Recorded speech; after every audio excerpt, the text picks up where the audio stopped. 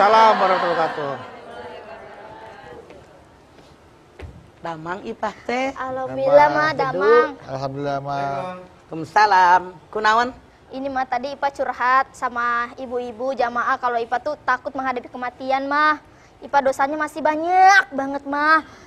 Jadi takut mati. Iya mah Ipa takut mati. Mati ditakutin. Takut nggak takut kematian pasti datang. Kalau capres, cawapres, cagup, cawagub, cabub, cawabub, ada yang jadi, ada yang tidak. Betul? Tuh. Ini camat. Mati. Camat.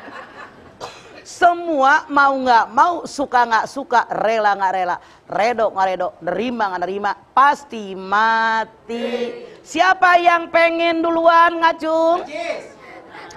Bang Agus. No Bang Bedu. Kenapa ya mah iya?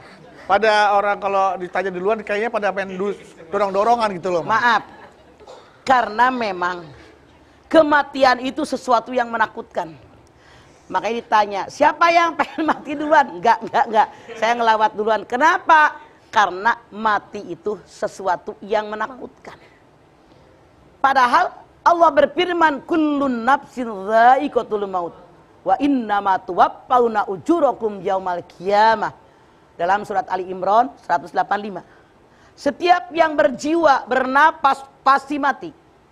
Pada hari kiamat sajalah disempurnakan pahala kamu. Ini bakal mati. Umar bin Khattab mengatakan, hasibu anfusakum qabla an tuhasabu. Hisablah diri kalian sebelum amalan kalian dihisab oleh Allah.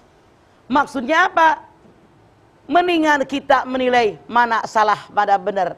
Mana yang sudah dikerjain ibadah, mana yang langgaran kita masih melanggar langgaran Allah. Mana hisab diri kita sebelum dihisab oleh Allah. Maksudnya sebelum datangnya kematian. Setakut bagaimanapun dengan kematian, kita pasti mati. Rasul bersabda, al-mautu babun wa kullun nasi dahiluhu. Kematian merupakan sebuah pintu. Semua orang pasti melewati pintu kematian. Masya Allah. Bu, jangan ditakuti yang namanya kematian. Jangan dihindarkan yang namanya kematian. Allah berfirman dalam Az-Zumar 30. Allah berfirman, innaka mayyitun wa innahum mayyitun. Engkau Muhammad pasti akan mati. Mereka semua akan mati. Jangankan kita, Rasul kesayangan Allah pun akan mati, kata Allah dalam Az-Zumar 30. Kita pun akan mati. Makanya jangan ditakuti. Anda silakan lihat Al-Jumu'ah ayat 8. Ul innal mautal ladzi tafirruna minhu fa innahu mulaqikum. Summa turadduna ila alimil ghaibi wasyahadati fayunabbiukum bima kuntum ta'malun. Katakanlah wahai Muhammad, sesungguhnya kematian yang kamu lari daripadanya, niscaya kematian akan datang menghampiri kamu. Kalau kamu sudah mati, dikembalikan kepada Allah yang mengetahui yang gaib dan yang nyata, dan dikembalikan kepada kalian apapun yang pernah kalian lakukan di alam dunia saat ini. Lihat ayatnya. Katakan Muhammad, sesungguhnya kematian yang kamu lari daripadanya, niscaya kematian akan datang menghampiri kamu. Ditakuti bagaimanapun, dihindari bagaimanapun, kematian pasti datang. Dalam An-Nisa 78, walaupun kalian bersembunyi dalam benteng yang tinggi dan kokoh sekalipun, kematian pasti datang. Setelah mati dikembalikan kepada kalian apapun yang pernah kalian lakukan di alam dunia. Makanya yang dikatakan Umar tadi, hisablah diri kalian sebelum amalan kalian dihisab oleh Allah. Dalam anti sebelum mati, sisa umur yang ada. Yang punten, kita sendiri tidak tahu kapan datangnya kematian. Dimanfaatkan di jalan yang Allah ridho. Ibu tahu kapan mati? Tahu nggak? Anda lihat surat Luqman 34. Wa ma tadri nafsun madza taksibu gadan. Wa ma tadri nafsun bi ayyi ardi tamut. Tidak ada seorang pun yang tahu apa yang dia kerjakan besok. Tidak ada seorang pun yang tahu di bumi mana mereka mati. Kita punya rencana. Saya sama anak-anak nih, Agus dan kawan-kawan. Kita pergi ke suatu tempat. Janjian ya di mana ternyata mereka mampir ke Cibubur, Saya mampir ke Ciranjang, ngangkat tamu. Janjian dari awal, si janjian manusia punya rencana, Allah yang menentukan. Kita tidak tahu apa yang terjadi. Punya rencana, besok mau jalan-jalan mengpeng libur. Kata anak-anak saya, ternyata sore hujan gede, genteng pada terbang. Akhirnya boro-boro jalan-jalan ngebetulin genteng. Saya nggak bercanda, serius ini. Kemarin kan angin puting beliung gede banget.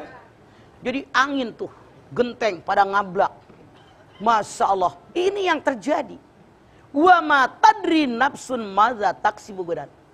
Tidak ada seorang pun yang tahu apa yang dia kerjakan besok. Manusia punya rencana, Allah yang menentukan. Boleh berencana, silahkan. Tapi apa rencana kita dikabul semua, bisa dilaksanakan semuanya? Tidak mungkin. Kembali ketentuan Allah. Kalau Allah izinkan rencana kita berjalan dengan baik, tapi ternyata Allah punya keinginan yang lain. Wa ma tadri nafsun bi ayyi ardi tamut. Tidak ada seorang pun yang tahu di bumi mana mereka mati. Kita nggak tahu gimana mati. Saya punya tetangga, pas lebaran pulang ke Jawa. Bapaknya yang tir, anaknya 3, istrinya. Mereka, Masya Allah, mereka berlima pulang ke Jawa lebaran. Hari raya istri telepon Pak RW, suaminya meninggal di Jawa. Tetangga bilang, oh Pak Budi Maya, emang malaikatnya nungguin di sana. Satu lagi bilang, dia mah nganteri nyawa. Kenapa? Karena kita tidak tahu di bumi mana kita mati. Iya apa iya? Coba yang jalan-jalan naik pesawat terbang mau ke Singapura, mau belanja, kecebur di Pangkalan Bun, ingat nggak?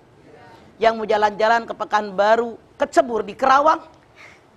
Masya Allah, manusia tidak tahu di mana kita mati. Ada orang datang ke bengkel di Tanah Abang, nanya sama yang bengkel, Dek, mobil saya berapa jam diperbaiki? Pas habis dibongkar, kurang lebih 3-4 jam Pak. Aduh, saya pengen main ke rumah teman, deket nih ke sini. Dia naik apa? Kalau ke situ deket Pelni, kata si bapak tadi.